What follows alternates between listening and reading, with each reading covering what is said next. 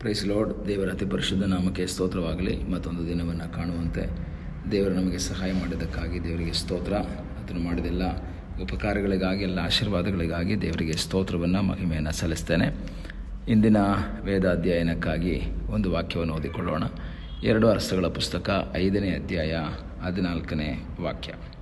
ಅವನು ಯೋರ್ದಾನಿಗೆ ಹೋಗಿ 7 ಸಾರಿ ಅದರಲ್ಲಿ ಮುಳುಗಿ ಎದ್ದನು. ಕೂಡಲೇ ದೇವರ ಮನುಷ್ಯನ ಮಾತಿಗನುಸಾರವಾಗಿ ಅವನ ದೇಹವು ಕೂಸಿನ ದೇಹದಂತೆ ಶುದ್ಧವಾಯಿತು.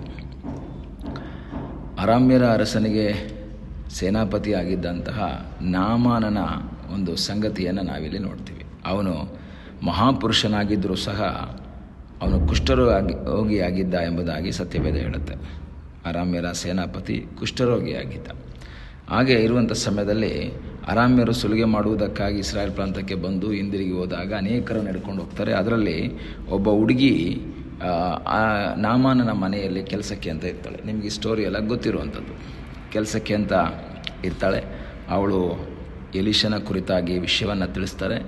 ರಾಜ ಪತ್ರವನ್ನು ಕೊಟ್ಟು ಈ ಎಲೀಷನ ಹತ್ರಕ್ಕೆ ಕಳಿಸ್ಕೊಡ್ತಾನೆ.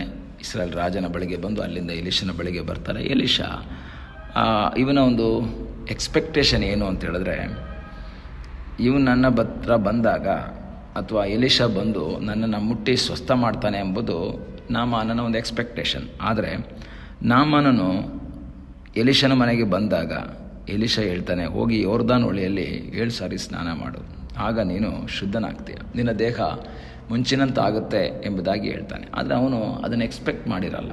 ಅವನು ನಿರೀಕ್ಷೆ ಏನು ಮಾಡಿರ್ತಾನೆ, ನಾವು ಹೋಗುವಾಗ ನಾನೊಬ್ಬ ಸೇನಾಪತಿಯಾಗಿದ್ದೇನೆ, ಅವನು ಸಾಧಾರಣ ಒಬ್ಬ ವ್ಯಕ್ತಿ, ಅವನು ನನ್ನ ಹತ್ರ ಬಂದು ನಮಸ್ಕಾರ ಮಾಡಿ ನನ್ನ ಕುಷ್ಠದ ಮೇಲೆ ಕೈಯಿಟ್ಟು ವಾಸಿ ಮಾಡುವೆನೆಂದು ನೆನೆಸಿದನು ಅನ್ನೋದನ್ನೇ ವಾಕ್ಯದಲ್ಲಿ ಅದನ್ನೇ ನೋಡ್ತೀವಿ. ತನ್ನ ಕೈಯನ್ನು ಆಡಿಸಿ ವಾಸಿ ಮಾಡುವೆನೆಂದು ನೆನೆಸಿದನು. ದೇವರ ಹತ್ರ ಬರಬೇಕಾದ್ರೆ ಎಕ್ಸ್ಪೆಕ್ಟೇಷನ್ ಇಟ್ಕೊಂಡು ಬರಬಾರ್ದು. ಹೀಗೆ ಮಾಡ್ತಾರೆ, ಹೀಗಾಗುತ್ತೆ, ಹಾಗಾಗುತ್ತೆ. ನಾವು ಯಾವ ನಿರೀಕ್ಷೆ ಇಟ್ಕೊಂಡಲ್ಲ ಬರಬೇಕಾದ್ರೆ ಸೌಖ್ಯವಾಗುತ್ತೆ. ಹೇಗೆ ಅನ್ನೋದು ಇಲ್ಲಿ ಮುಖ್ಯ ಅಲ್ಲ. ಅನೇಕ ಸಂದರ್ಭದಲ್ಲಿ ಹೀಗೆ ಮಾಡಬೇಕು, ಈ ಥರನೇ ಮಾಡಬೇಕು, ದೇವರೇ ಈ ಥರ ಮಾಡಬೇಕು ಅಂತ ದೇವರಿಗೆ ನಾವು ಐಡಿಯಾ ಹೇಳ್ಕೊಡೋಂಥ ಸನ್ನಿವೇಶಕ್ಕೆ ಹೋಗ್ಬಿಡ್ತೀವಿ. ದೇವರಿಗೆ ಪಾಠ ಮಾಡಿಬಿಡ್ತೀವಿ ನಾವು. ಈ ರೀತಿ ಮಾಡಿ ಸ್ವಾಮಿ, ಹೀಗೆ ಮಾಡಿ ಸ್ವಾಮಿ, ಹೀಗೆ ಮಾಡಿದ್ರೆ ಚೆನ್ನಾಗಿರುತ್ತೆ ಅಂತ ಅನಿಸುತ್ತೆ. ನಮ್ಮ ಲೆಕ್ಕಾಚಾರಗಳನ್ನೆಲ್ಲ ನಾವೇನು ಮಾಡ್ತೀವಿ, ದೇವ್ರ ಹತ್ರ ಹೇಳ್ಬಿಡ್ತೀವಿ. ಆದರೆ ಇಲ್ಲಿ ಎಲೀಷ ಅವನಿಗೆ ಹೇಳ್ತಾನೆ, ನೀನು ಹೋಗಿ ಯೋರ್ದಾನಲ್ಲಿ 7 ಸಾರಿ ಮುಳುಗು. ಅವನಿಗೆ ಅದು ಇಷ್ಟ ಆಗಲ್ಲ. ಯಾಕೆಂದರೆ ಅವನು ಹೇಳ್ತಾನೆ, 12ನೆಯ ವಾಕ್ಯದಲ್ಲಿ ಹೇಳ್ತಾನೆ, ದಮಸ್ಕದ ಅಬಾನ ಪರ್ಪರ್ ಎಂಬುದು ಒಳ್ಳೆಯ ನದಿಗಳು, ಯೋರ್ದಾನಿಗಿಂತ ಬೆಸ್ಟ್ ಆದಂತಹ ನದಿ, ಪುಣ್ಯ ನದಿ ಅದು ಅಬಾನ ಪರ್ಪರ್. ಅಲ್ಲಿ ಮುಳುಗು ಅಂತ ಹೇಳಿದರೆ ನಾನು ಅದನ್ನು ಮಾಡ್ತಿದ್ದೆ.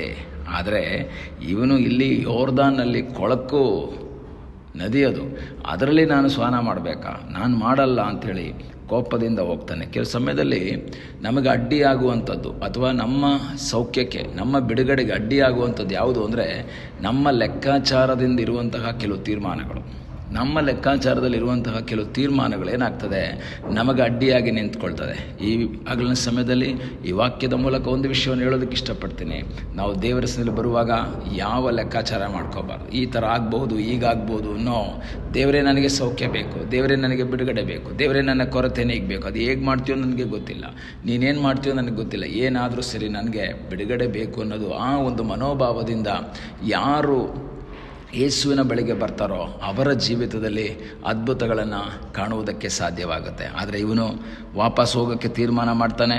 ನನಗೆ ಬೇಡ, ಸೌಖ್ಯನೂ ಬೇಡ, ಕುಷ್ಠರೋಗ ಹೋಗಲಿಲ್ಲ ಅಂದ್ರೆ ಪರವಾಗಿಲ್ಲ, ನಾನು ಯೋರ್ದಾನ್ನಲ್ಲಿ ನದಿಯಲ್ಲಿ ಮುಳುಗಲ್ಲ, ನಾನು ಅದನ್ನು ಮಾಡಲ್ಲ. ಕೆಲವು ವ್ಯಕ್ತಿಗಳು ಅದೇ ಥರ ಮಾಡ್ತಾರೆ. ನನಗೆ ಬಿಡುಗಡೆ ಆಗಿಲ್ಲ ಅಂದರೂ ಪರವಾಗಿಲ್ಲ, ನಾನು ಚರ್ಚ್ಗೆ ಹೋಗಲ್ಲ, ನನಗೆ ಸೌಖ್ಯ ಆಗಿಲ್ಲ ಅಂದರೂ ಪರವಾಗಿಲ್ಲ, ನಾನು ಉಪವಾಸದಿಂದ ಪ್ರಾರ್ಥನೆ ಮಾಡಲ್ಲ. ಈ ರೀತಿ ಡಿಸಿಷನ್ಸ್ ನಂಗೆ ಡಿಸಿಷನ್ ತಗೊಳ್ತಾನೆ. ಆದರೆ ಅವನ ಸೇವಕರು ಬಂದು ಹೇಳ್ತಾರೆ, ಎಲೀಷ ಇನ್ನೇನಾದರೂ ಒಂದು ಕಠಿಣ ಕೆಲಸ ಹೇಳಿದಿದ್ರೆ ಮಾಡ್ತಿರ್ಲಿಲ್ವ ಸ್ವಾಮಿ ನೀವು? ಏನಾದರೂ ಒಂದು ದುಡ್ಡು ಕೊಡು ಅಂತನೋ ಅಥವಾ ಇನ್ನೇನಾದರೂ ಮಾಡು ಅಂತನೋ, ಇಂಥ ಎಕ್ಸಸೈಸ್ ಮಾಡು ಅಂತನೋ, ಇಂಥ ಮರ ಸುತ್ತು ಅಂತನೋ, ಇಂಥ ಪಟ್ಟಣಕ್ಕೆ ಹೋಗಿ ಇಂಥ ಕೆಲಸ ಮಾಡು, ಏನೋ ಒಂದು ಕಷ್ಟ ಹೇಳಿದ್ರೆ ಮಾಡೋಕ್ಕೆ ರೆಡಿ ಇದ್ದಾರೆ. ಆದರೆ ಸಿಂಪಲ್ ಕಾರ್ಯ ನೀರಲ್ಲಿ ಮುಳುಗೋದು, ಅದನ್ನು ಮಾಡೋಕ್ಕೆ ಇವನು ರೆಡಿ ಇಲ್ಲ. ಈಗ ಅಲ್ಲಿನ ಸೇವಕರುಗಳು ಬಂದು ಹೇಳ್ತಾರೆ, ಸ್ವಾಮಿ, ಅಪ್ಪನವರು ದೊಡ್ಡ ಕಾರ್ಯಗಳು ಹೇಳಿದರೆ ಮಾಡ್ತಿದ್ರಲ್ವ, ನೀವು ಯಾಕೆ ಈ ರೀತಿ ಮಾಡ್ತೀರಾ? ಹೋಗಿ ಮುಳುಗ್ಬಿಡಿ, ತೊಂದರೆ ಇಲ್ಲ ಅಂತ ಅವ್ರು ಹೇಳ್ತಾ ಇದ್ದಾರೆ. ಆ ಹೇಳಂಥ ಸಮಯದಲ್ಲಿ ಇವನು ಮನಸ್ಸಿನೊಂದಿಗೆ ಅವನು ಯೋರ್ದಾನ್ ನದಿಗೆ ಹೋಗ್ತಾ ಇದ್ದಾನೆ. ಇವನಿಗೆ ಮನಸ್ಸಿಲ್ಲ ಹೋಗೋಕ್ಕೆ, ಮತ್ತೆ ಬೇರೆ ಮಾರ್ಗ ಇಲ್ಲ. ಈಗ ಅಲ್ಲಿಂದ ಬಂದಿದ್ದಾನೆ, ಈಗ ಮತ್ತೆ ಕುಷ್ಠರೋಗಿಯಾಗಿ ಹೋಗೋದು ಬೇಡ ಅಂತ ತೀರ್ಮಾನ ಮಾಡಿ ಅವನು ಹೋಗಿ 7 ಸಾರಿ ಮುಳುಗ್ತಾನೆ. ಅವನು 7 ಸಾರಿ ಮುಳುಗಿ ಎದ್ದಾಗ ಅವನ ದೇಹವು ಕೂಸಿನ ದೇಹದಂತೆ ಆಯಿತು. ನನ್ನ ಅಭಿಪ್ರಾಯದಲ್ಲಿ 1 ಸಾರಿ 2 ಸಾರಿ 3 ಸಾರಿ ಎಲ್ಲ ಮುಳುಗಿ ಎದ್ದು ನೋಡ್ತಾನೆ, ಶರೀರದಲ್ಲಿ ಯಾವ ಬದಲಾವಣೆ ಕಾಣಲಿಲ್ಲ.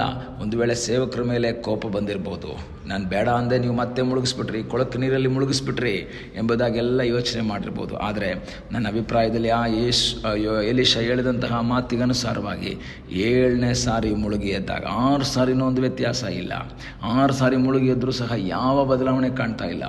7ನೇ ಸಾರಿ ಮುಳುಗಿ ಎದ್ದಾಗ ಅವನ ದೇಹ ಕೂಸಿನ ದೇಹದಂತೆ ಶುದ್ಧವಾಯಿತು. ಈ ಹಗಲಿನ ಸಮಯದಲ್ಲಿ ನನ್ನನ್ನು ಕೇಳುವ ದೇವರ ಮಕ್ಕಳೇ, ದೇವರ ಸೇವಕರು ಅಥವಾ ದೇವರು ಹೇಳುವಂತಹ ಆ ಮಾತಿಗೆ ನಾವು ಪೂರ್ಣವಾಗಿ ವಿಧೇಯರಾಗುವಾಗ, ಅರ್ಧಂಬರ್ಧ ಮಾಡುವಾಗಲ್ಲ, ಪೂರ್ಣವಾಗಿ ವಿಧೇಯರಾಗುವಾಗ ಅದ್ಭುತವು ನಡೆಯುತ್ತೆ ಎಂಬುದರಲ್ಲಿ ಯಾವ ಸಂಶಯವಿಲ್ಲ. ದೇವರ ವಾಕ್ಯಗೆ ವಿಧೇಯರಾಗಿ ಅದ್ಭುತವನ್ನು, ಸ್ವಸ್ಥತೆಯನ್ನು, ಬಿಡುಗಡೆಯನ್ನು ಕಾಣುವಂತೆ ದೇವರು ನಮಗೆ ಸಹಾಯ ಮಾಡಲಿ.